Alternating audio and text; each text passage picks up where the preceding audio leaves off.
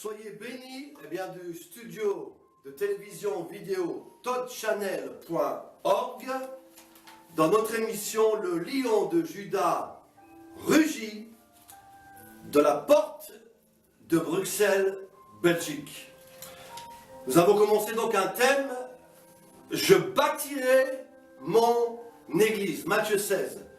Nous avons fait la première partie, la deuxième, et voilà la troisième partie, la suite de ce message. Je bâtirai mon église, et les portes de l'enfer ne pourront vaincre contre elle. Nous avons parlé de ce que Dieu veut, des étapes à suivre. Nous avons parlé qu'il y a 5 ministères que Dieu a établis. Et dans Éphésiens 4 au verset 11, il est dit que Dieu a institué des apôtres, des prophètes, des évangélistes, des pasteurs et des docteurs, comme dans 1 Corinthiens 12, 27. Premièrement des apôtres, deuxièmement des prophètes. C'est le plan de Dieu, c'est la volonté de Dieu, c'est le choix de Dieu. Parce qu'il est la tête. C'est lui qui a dit « Je bâtirai mon église ». C'est l'église du Seigneur. Et pour cela, il a décidé d'utiliser ses serviteurs qu'il a appelés. Je rappelle que dans 1 Corinthiens 12, verset 4, il y a diversité de dons, mais le même esprit, diversité de ministères, mais le même Seigneur, diversité de miracles, mais le même Dieu. Et nous comprenons bien que les dons, les 9, sont donnés par le Saint-Esprit, mais les ministères sont donnés par Christ Jésus. C'est un office, c'est une fonction, c'est un manteau. C'est Christ qui appelle, c'est Christ qui donne, les uns comme apôtres, les autres comme prophètes. C'est donc tout à fait différent des dons qui sont mentionnés dans la Bible et que chacun peut recevoir et utiliser par la grâce de Dieu pour son service. Donc, Éphésiens 4, 11 est très clair. C'est pour édifier le corps, premièrement, pour amener l'unité de la foi, dans Éphésiens 4, pour la connaissance du Fils de Dieu, pour l'état d'homme fait et parfait, de la même nature que le Christ. Donc les ministères sont importants, ils sont nécessaires, et devrais-je dire dans cette émission, le Lion de Juda rugit, ils sont indispensables. Alors qu'aujourd'hui on veut bâtir des églises, faire des œuvres, sans les ministères de Dieu, ce n'est pas possible. Pour bâtir spécialement une église, il faut un apôtre. Et on ne peut pas renverser les choses que l'on a dit. Aujourd'hui, on voit toutes sortes de personnes arriver, s'improviser, faire ce que j'appelle du désordre. Mais à partir de cette année 2014, Dieu est en train de remettre de l'ordre de manière particulière dans son église. Il a dit, je bâtirai mon église. Donc, ces ministères sont pour l'édification, pour l'unité du corps, pour la connaissance du Fils de Dieu, et pour arriver à un état d'homme fait, accompli, pour accomplir les œuvres que le Père a déclarées, décidées. Dans 1 Corinthiens 12, Paul va dire quelque chose de très important. Dans cette émission, il a dit, je ne veux pas, frères, que vous soyez dans l'ignorance concernant les dons et les ministères. Trop de gens sont dans l'ignorance. Trop de gens n'ont même pas l'idée des dons et des ministères. Dieu n'a pas changé. Aujourd'hui, il y a toujours les apôtres, des prophètes, des pasteurs, des évangélistes, des docteurs. C'est le plan de Dieu. Il en a choisi 5. Comme nous avons vu dans la session numéro 2, avec l'apôtre, le pouce, le prophète, l'évangéliste, le pasteur, celui qui a l'alliance, le docteur pour déboucher nos oreilles, pour les instructions de Dieu. Et nous devons comprendre que nous avons besoin de ces ministères pour que l'Église soit bâtie. Dans Deutéronome chapitre 22, verset 8, il a dit, si tu bâtis une maison neuve, lorsque tu l'as bâtie, n'oublie pas d'en mettre des balustrades. Sinon, si quelqu'un tombe du toit, leur sang te sera demandé. J'aimerais vous dire que les balustrades représentent quoi? Les ministères. Dans l'Ancien Testament, en effet, les Juifs construisaient des maisons avec des toits plats et on imitait des barrières, des balustrades, parce que souvent les enfants montaient sur les toits pour jouer. Et s'il n'y avait pas des balustrades, les enfants pouvaient tomber du toit et mourir. Mes amis, l'œuvre de Dieu, c'est pareil. On ne peut pas bâtir pour Dieu sans balustrade. Les balustrades, c'est quoi? C'est la prière, c'est la parole de Dieu, c'est le sang de Jésus. Mais c'est aussi les ministères, les 5 ministères que Dieu a donnés pour protéger son Église, la garder des loups ravisseurs, des faux ouvriers, et la faire grandir dans sa maturité par la connaissance de l'enseignement de la parole de Dieu. Jésus a dit, je bâtirai mon Église. Et le lion de Juda rugit. Il faut bâtir avec des balustrades. Les balustrades sont pour notre protection. Les balustrades sont pour notre bien, pour que nous grandissions dans un état d'homme fait selon Christ. Mes amis, il y a trop de chrétiens qui voyagent à droite, à gauche, refusant toute autorité, toute équipe de ministère. Mes amis, ce n'est pas le plan de Dieu. Et si tel est ton cas, repens-toi, parce que Dieu veut te mettre dans une équipe, dans un cadre où tu pourras évoluer et atteindre la stature parfaite de l'appel de Dieu sur ta vie. Nous avons besoin des balustrades. Oui, la Bible déclare, faute de vision, mon peuple périt. Mais j'aimerais rajouter ceci, faute de balustrade, faute d'encadrement spirituel, faute d'une formation, faute d'une protection, quelle que soit la vision que tu as reçue, tu vas aussi périr. Dieu a donné les 5 ministères, c'est pour notre édification, notre protection, pour que nous grandissions, pour atteindre la plénitude de la connaissance de l'appel que Dieu a sur notre vie. Oui, que Dieu vous bénisse là où vous êtes, qui écoutez cette émission. Je bâtirai mon église. Nous sommes dans la 3e session. C'est le bishop Claudio Agostini de Bruxelles qui vous parle du studio de télévision Top Channel. Le lion de Juda rugit et Dieu vous dit, vous avez besoin de balustrades. Et Dieu veut donner des balustrades au niveau de l'église, au niveau d'une ville, au niveau d'un pays, au niveau d'un continent, au niveau des nations, quelles que soient les choses là où tu es, Dieu veut te mettre dans un cadre. Et selon la dimension du ministère d'apôtre et de prophète, cela va s'étendre à une ville, à un pays ou à des nations, et dans le monde entier. Nous avons besoin de balustrades. Oui, si tu bâtis une maison neuve, n'oublie pas, comme Deutéronome verset 22, verset 8 nous le rappelle. Sinon, nous allons construire en vain, tôt ou tard, tout ce que nous allons faire va être détruit. Trop de gens veulent servir le Seigneur sans un encadrement spirituel. Dans Exode au chapitre 2, verset 3, eh bien Moïse, la Bible déclare que les sages femmes, voulant le protéger parce qu'on voulait tuer les enfants, le mirent précipitamment dans une caisse de jonc, enduit de bitume et de poids, à l'intérieur et à l'extérieur. Exode 3, 2, verset 3. D'abord, on note que ce sont des sages femmes. Mais j'aimerais vous rajouter ceci, c'est que ce ne sont pas seulement des sages femmes, mais ce sont des femmes sages.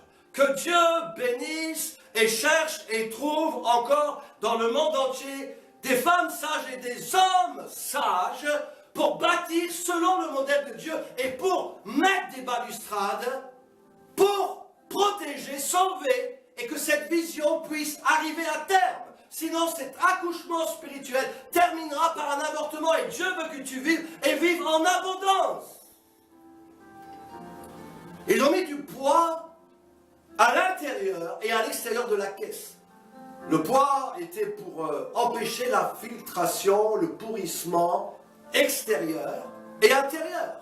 Mes amis, sans balustrade, la caisse aurait été mise dans l'eau et tôt ou tard cette caisse aurait coulé et l'enfant Moïse, malgré son appel et sa vision, aurait coulé et serait mort. Je ne veux pas ta mort, mais je veux que tu vives. C'est pour cela qu'on a besoin d'enduire de cette protection du poids à l'intérieur et l'extérieur. C'est quoi le poids à l'intérieur et l'extérieur? Le bitume, c'est la parole de Dieu, le sang de Dieu, et aussi les ministères que Dieu a donnés, les saints à son Église. De la même manière, eh bien, nous pouvons voir dans l'arche de Noé, au chapitre 6, verset 14, Dieu a dit à Noé, bâtis-moi une arche. Les amis, c'est la première église. Bâtis-moi l'arche parce que je vais envoyer des tempêtes dans le monde entier. Tout va être détruit. Bâtis-moi une arche pour sauver. C'est déjà une prophétie de l'église qui est là pour sauver le monde de la perdition. Mais il a dit ceci. Tu enduiras, verset 14, l'arche de Noé de bitume et de poids en dedans et en dehors. De nouveau, c'est pour empêcher les infiltrations intérieures et extérieures. C'est la parole de Dieu, c'est le sang de Jésus, c'est la prière, mais c'est aussi le cadre. C'est les ministères que Dieu a donnés. De la même manière, si cette arche de Noé, qui avait été bâtie par Noé, si Noé n'avait pas obéi aux instructions du Seigneur, alors qu'il lui demandait de mettre du bitume à l'intérieur et à l'extérieur. Mes amis, lorsque la mer a commencé à monter, lorsque le bateau a commencé à flotter, j'aimerais vous annoncer que l'arche de Noé aurait coulé. Et ça ne serait plus l'arche de Noé, ça aurait devenu le Titanic. C'est pour cela que dans le monde entier, mes amis, des œuvres soi-disant au nom de Dieu s'écroulent, deviennent des Titanics, parce qu'il n'y a pas de bitume à l'intérieur et à l'extérieur. Oui, de la porte de Bruxelles, de cette émission, le lion de Juda rugit. Le bishop Claudio Agostini vous parle de la part de Dieu. N'oubliez pas de mettre des balustrades. N'oubliez pas que l'équipe des ministères que Dieu a donné, les apôtres, les prophètes, ce n'est pas pour le jeu, ce n'est pas une pensée, mais c'est un ordre divin venu d'en haut, pour bâtir son Église, pour édifier le corps, pour amener l'unité, pour amener la connaissance du Fils de Dieu, pour que l'Église grandisse à la stature de Christ, afin qu'il ne soit pas emporté par tout vent de doctrine. Mes amis, Dieu ne veut pas que vous soyez dans l'ignorance. Vous qui écoutez cette émission, priez pour les apôtres, les prophètes, les pasteurs, les évangélistes, les docteurs. Dieu, n'est-ce pas, cherche des ouvriers. La moisson est grande, mais il y a peu d'ouvriers. Et je dis que dans cette émission, alors que je prêche, des gens qui écoutent, Dieu te dit, je t'appelle au ministère. Pourquoi dors-tu? Lève-toi là où tu es. Je t'ai appelé à être un évangéliste, je t'ai appelé à être un apôtre, un prophète, un docteur. J'ai libéré sur toi mes dons.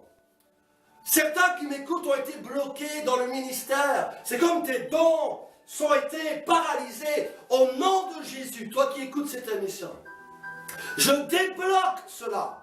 Je débouche tout ce qui a été bouché. J'enlève la paralysie, la mort à tout ce qui t'est arrivé au nom de Jésus. Je proclame que moi et ma maison nous servirons l'Éternel. Je proclame que là où tu es, à Kinshasa, à New York, à Madrid, à Rome, à Pékin, Dieu veut te bénir. À Abidjan, il y a une parole de Dieu pour toi. Quel que soit là où tu es, au Ghana, en Guinée-Conakry, le Seigneur veut te visiter. En Italie, en Europe, partout dans le monde, en Israël, là où tu es, en Australie, aux États-Unis, en Chine, en Russie, Dieu a une parole pour toi. Il t'appelle à son service. Mes amis, il y a beaucoup d'appelés, mais peu d'élus. Je parle à des élus, je parle à des rois, je parle à des prophètes. Lève-toi. Lève-toi où tu es. Il y a une personne au Pakistan, tu écoutes cette émission. Dieu te dit, je t'ai choisi. Pourquoi arrêtes-tu? Lève-toi et accomplis la mission à laquelle je t'appelle. Il y a une personne qui est à Moscou maintenant, vous m'écoutez. Dieu te dit ceci, Lève-toi, accomplis le manteau apostolique que j'ai pris, que j'ai mis sur ta vie. Il y a une personne de Kinshasa. Dieu te dit, lève-toi, de Bangui. Il y a eu des frustrations. Dieu te dit, prends courage, lève-toi. J'ai encore quelque chose pour toi. Oui, Moïse est mort, mais lève-toi, Josué. Je vais t'utiliser comme j'ai utilisé mon serviteur Moïse. Oui, de cette émission, le lion de Juda rugit. Dans ce thème que nous avons choisi, nous sommes à la 3e émission. Je bâtirai mon église. Dieu veut te parler, Dieu veut te toucher, Dieu veut te montrer qu'il a un plan. Un plan pour ta vie, un plan pour son œuvre, que son œuvre n'a jamais changé, elle reste la même pour ta vie, pour l'église, pour les ministères, oui, de la porte de Bruxelles. De cette émission, dans notre studio de télévision, Todd Channel, je vous bénis. Je rends grâce à Dieu. Je prie pour vous afin que vous puissiez grandir dans la connaissance de Dieu, dans l'unité de la foi, dans l'édification du corps. Parce que la Bible déclare qu'il persévérait, acte 2, dans la communion fraternelle, dans les enseignements des apôtres, dans la fraction de pain et dans les prières. Dieu reste le même. Visitez nos sites web. toddchannel.org, toddchannel.net, Facebook, Centre du Jubilé. Sur Facebook aussi, Bishop Claudio. Vous aurez tous les renseignements sur nos activités, sur cette chaîne aussi qui a démarré durant cette année 2014. Priez pour cette chaîne, parce qu'elle veut être un instrument pour le monde entier, pour le salut des âmes. Si vous désirez soutenir aussi cette chaîne de télévision, allez sur les sites pour faire un don spécial. En tout cas, nous prions pour vous de la porte de Bruxelles. Que Dieu te bénisse, quelles que soient tes maladies, sois guéri au nom de Jésus. Si quelqu'un doit accepter le Seigneur Jésus, accepte-le maintenant. Et nous attendons vos témoignages. Envoyez par email à bishopclaudio777@gmail.com. Envoyez vos témoignages sur notre site. Ce que Dieu a fait pour vos vies, qu'il vous a touché, guéri, sauvé, libéré. Il ne change pas. Que Dieu vous bénisse. Recevez le shalom de Dieu. Au nom de Jésus de Nazareth, soyez bénis. Amen.